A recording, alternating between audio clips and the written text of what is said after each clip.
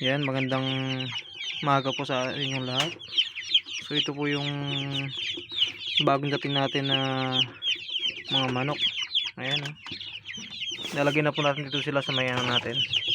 Ito po yung gulungan ng kabila, malalaki. So ayan, 40 pieces po ito. Simulan po natin ulit mag brooding. Ayan. Teka lang po, lalagay ko lang saglit.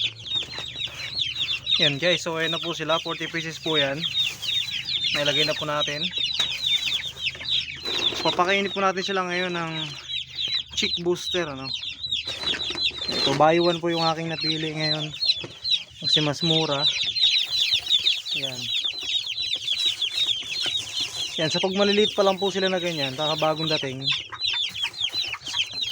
Mas maganda pong turuan daw mo natin sila na tumuka.